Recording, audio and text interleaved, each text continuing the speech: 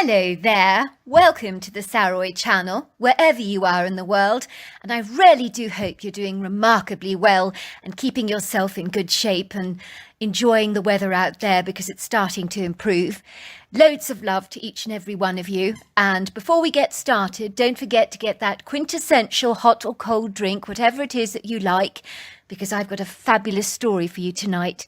So before we get started, don't forget to subscribe to the channel, click the notification bell and the thumbs up. And let's start with tonight's story. Dear Sarah and all your lovely listeners, my name is Sonia and I'm from the bluegrass state of Kentucky, where I've lived practically all my life. And I've always appreciated living in this part of the world, with its scenic vistas and beguiling panoramic views that are something I have never ever taken for granted.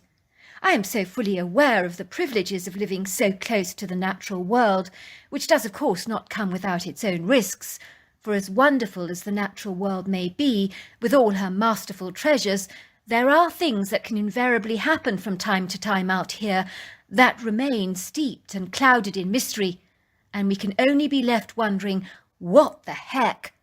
The story I'm going to share with you today is one of those curious conundrums that will leave you pondering, what on earth did happen to Kathy Stratton? It was in the 60s and I was about 25 years old at the time and happily married to my lifelong sweetheart Kevin, who most people like to call Kev for short. We were exceedingly lucky in those days because Kevin's very generous, extravagant father brought us a very pretty cottage-style home on a small piece of land in the countryside as a wedding gift for us. And this generous present meant the entire world to us, because as every young couple knows fully well, buying a house is one of the greatest expenses you will ever incur during your lifetime.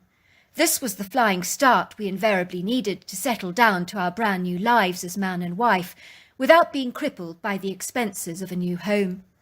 We lived on a dusty dirt road that was heavily flanked by spruce trees on either side and long verdant brush, and there was a creek opposite us and a vast wood green that stretched back for many miles.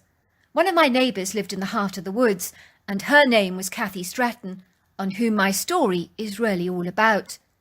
The first time I met Kathy Stratton was when I was invited to my neighbour's house for a cup of coffee, as she wanted me to meet some of the locals, as I was new in town, and the one thing about southern hospitality is that you're always made to feel very welcome.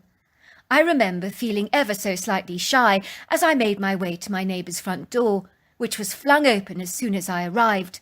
I was bustled into a warm, cosy kitchen and handed a massive piece of warm apple pie while I was being introduced to many of the local women, who were curious to know absolutely everything about me, as in a small town, nothing is ever kept secret for very long. I was introduced to Mrs. Barnes, who was the butcher's wife, and rather reminded me of an owl, as her features were really quite flat, and her eyes were wide and big and curious, and I really got the impression that she was looking right through me. I was soon to learn that she was actually a tarot reader who knew things about people that she couldn't possibly know, that some suggested she saw in the cards. Be careful with Mrs. Barnes, warned Mrs. Phillips, my neighbour. She'll be doing your cards when you're gone, and so if you have any secrets, they won't be left secret for very long. Everybody in the town will know about your dirty laundry, so spill if you have any secrets to hide, as it's so much better when it comes out from the horse's mouth. Oh dear, I said, I'm afraid, Mrs. Barnes, if you do the tarot on me, you're going to be so disappointed, because I'm pretty boring, really, and as far as secrets, well, I don't actually have any.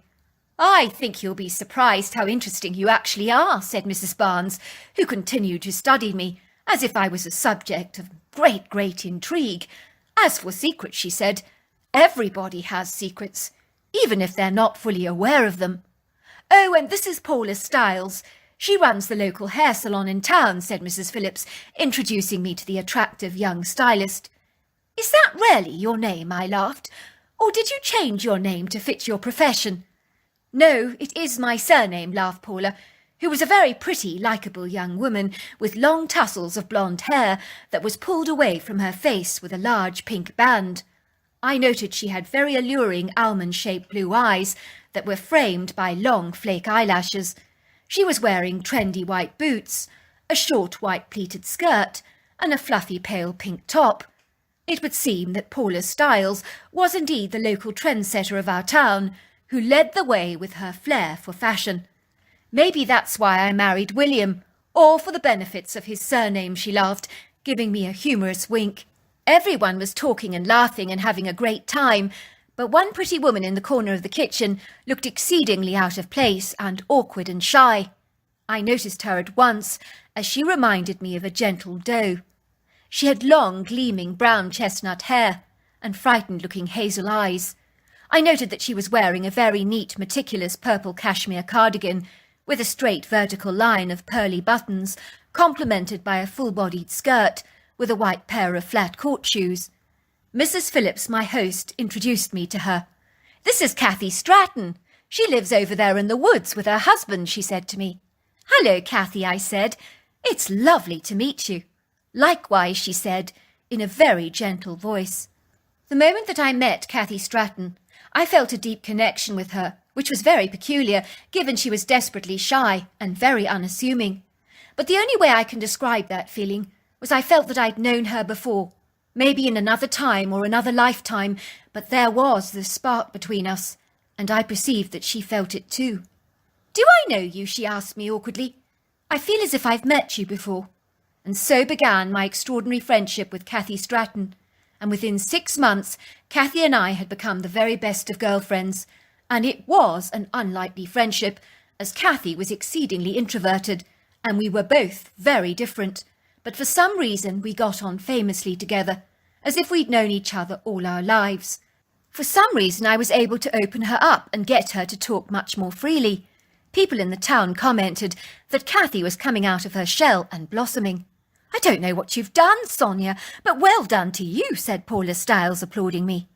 "Ever since you moved into town, well, Cathy's much more talkative these days, so much more fun to be around, and she's become more like one of the girls, not like on the outside looking in, if you understand what I'm saying. Even during her appointments at the hair salon, she talks to the people and tells us all about the wildlife in the woods. Before then, she never told us a thing." Cathy lived in a very pretty house in the woods that overlooked an enchanting magical silvery stream that meandered through the valley.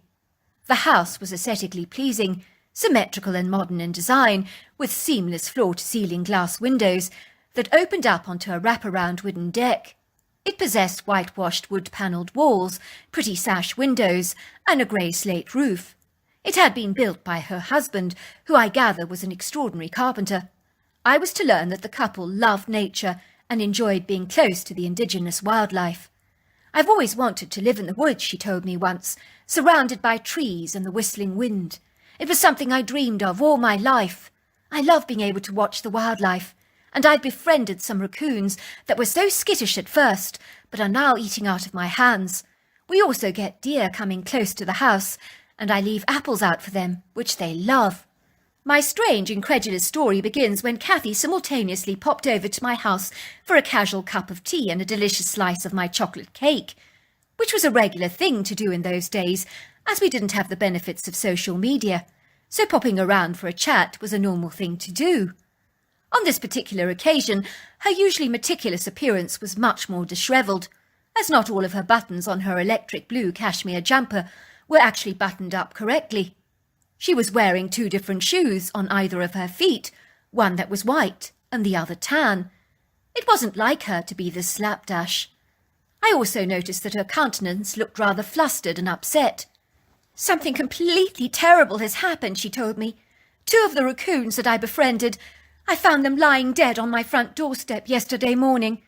It was like they'd been left there purposely for me, as some kind of an insidious warning message. "But who would do such a dreadful thing?" I said. "There's something in the woods," she said, lowering her voice to a faint whisper. "There's something watching me, and it feels menacing and very disturbing, whatever it is." "I'm sure you're imagining things, Cathy," I told her. "You don't understand," exclaimed Cathy. "Something is watching our home, and whatever it is, it wants me," she said. In the weeks that followed, Cathy began to visibly change, and it was so noticeable that people in the local town began to make commentary on her, and to speculate as to what on earth was going on in her life. It was like she'd fallen apart at the seams before our very eyes, like a scrambled jigsaw puzzle that had lost all its pieces.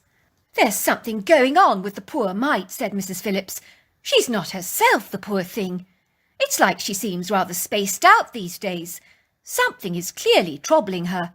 I noticed the other day she was wearing one pink sock and one blue sock with her sneakers.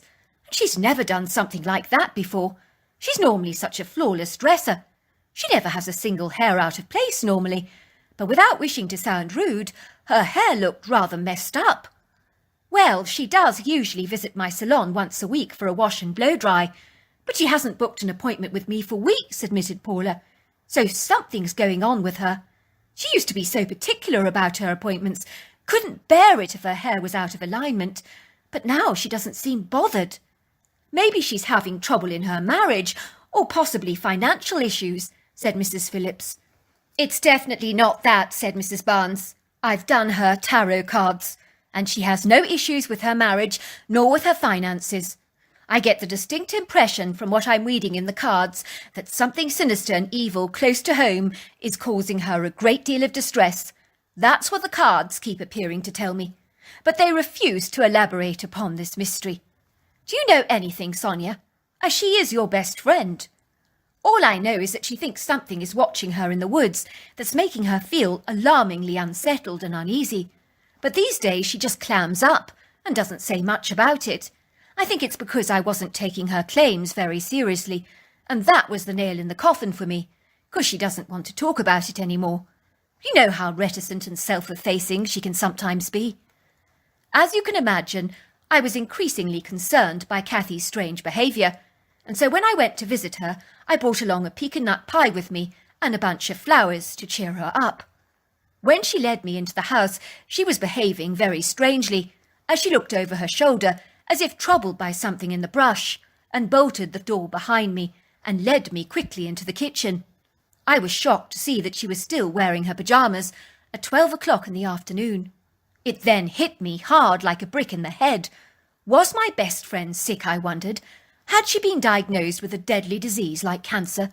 Was this why she'd been so disorientated of late? It was all beginning to make perfect sense to me.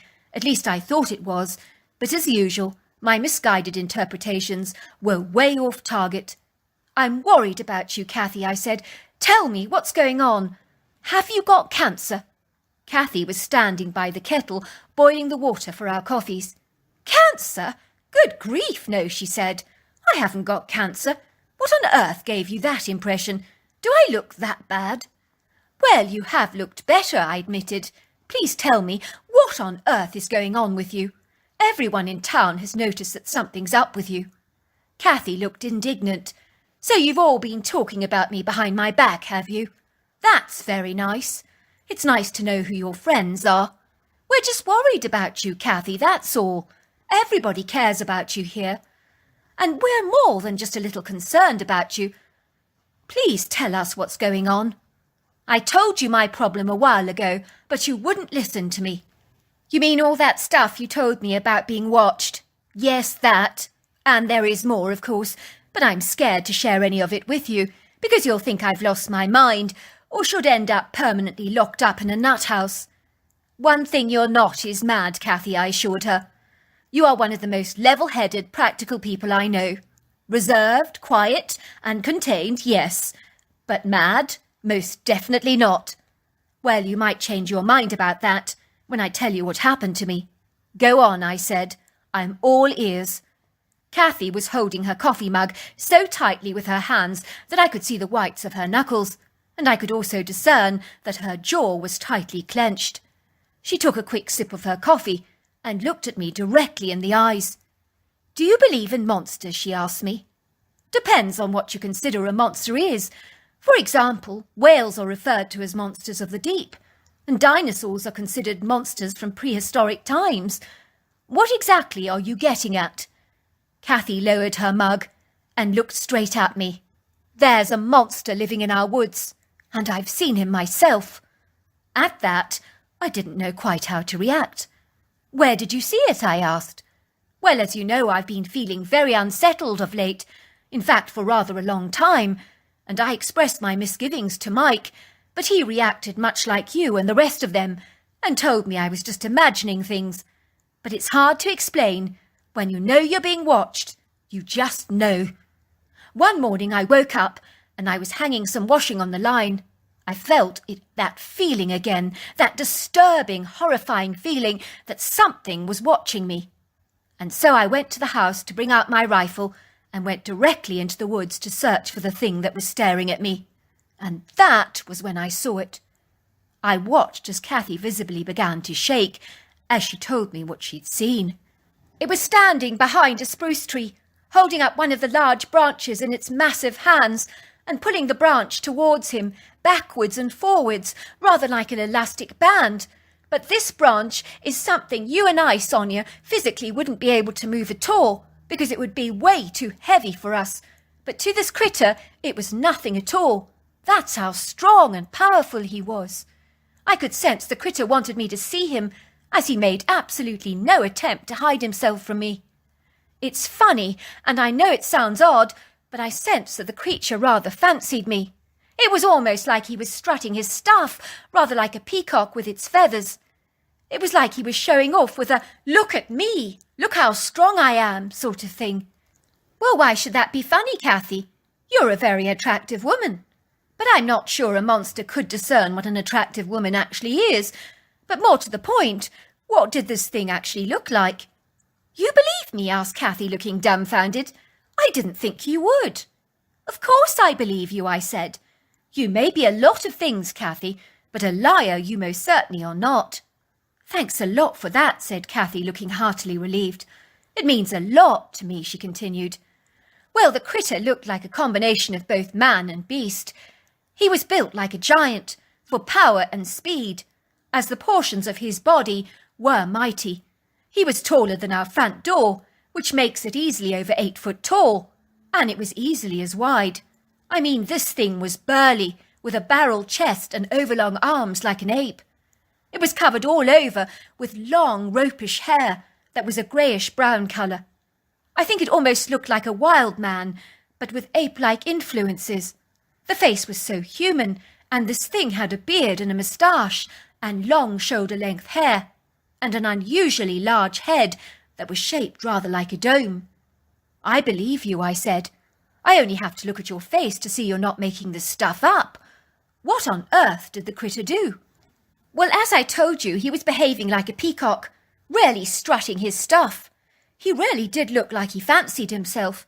He raised himself up on his 2 powerful legs, and it was like he was puffing and extending his chest out to say, "Look how massive, look how big I am."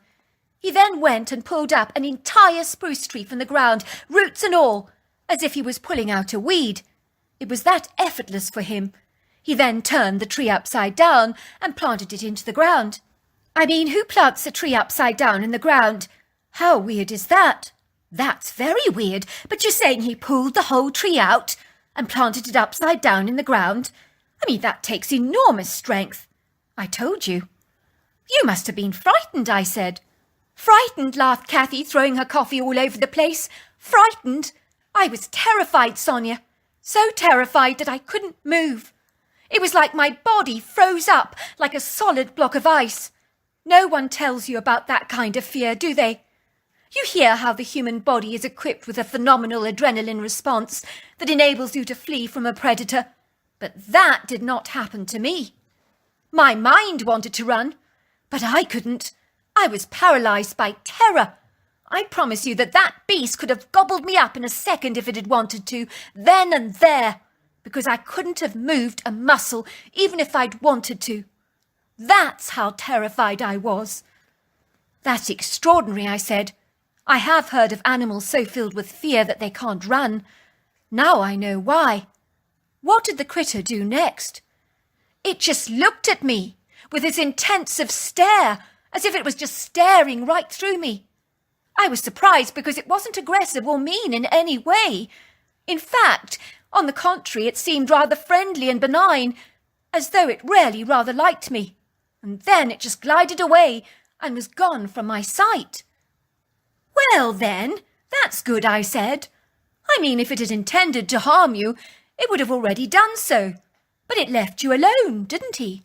So what's the problem? That's the trouble, Sonia. He hasn't left me alone. I feel and sense him watching me all the time, every single minute of the day. When my washing is dry, the critter actually collects it for me, like I used to. He puts it in the basket and leaves it on the front doorstep for me. And he's leaving me berries and apples and stuff like that, all on my doorstep. Wow, I said. I do think he's fallen in love with you, big time. That's what I'm worried about, said Kathy. Supposing he tries to kidnap me and takes me to where he lives. I think he wants me. Don't be silly, I said. Why would he do that? Because the critter is fixated by me. That's why.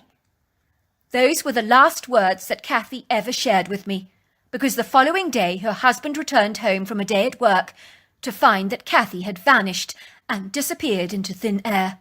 Nothing was out of place in that home, and Kathy hadn't taken her passport, money, or anything with her. It was a mystery that puzzled the entire town for a long time. Kathy's husband, Mike, filed a missing persons report, and the wooded area around Kathy's property was searched, but nothing was ever found. I asked the sheriff if I might have some words with him in regards to my friendship with Kathy. I told him everything that Kathy had told me about being followed and pursued by a monstrous creature who was beguiled, besotted, and fixated by her. He wasn't at all happy with my seemingly spurious, outlandish account.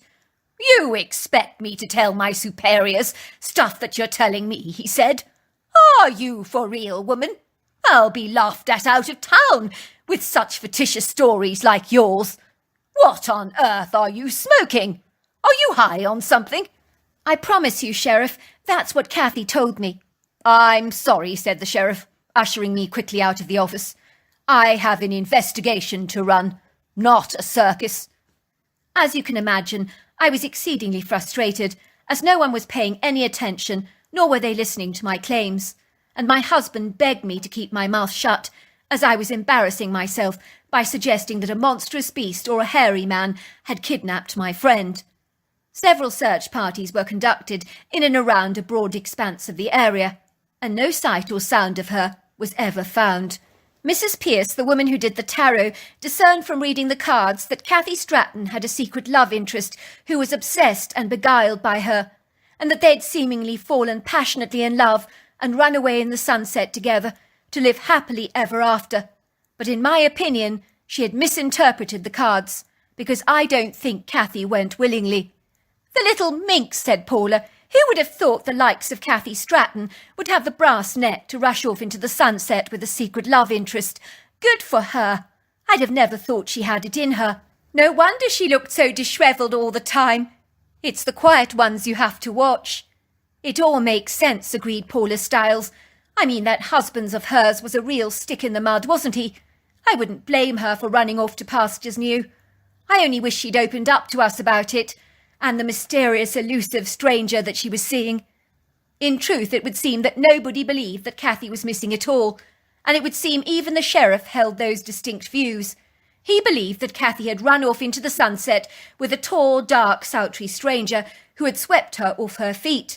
But if that were indeed the case, why did she not divorce her husband, or at the very least leave him a note? But to disappear like that was not in Kathy's nature. Besides, she didn't even take any of her money or personal identification with her, and I believe that she was snatched by a besotted wild man that I believe fits the description of a Bigfoot. So maybe you can fill in the blanks as to what really did happen to Kathy Stratton. So there you are. That's my story. Wow, what a mystery. Until next time, goodbye and good night.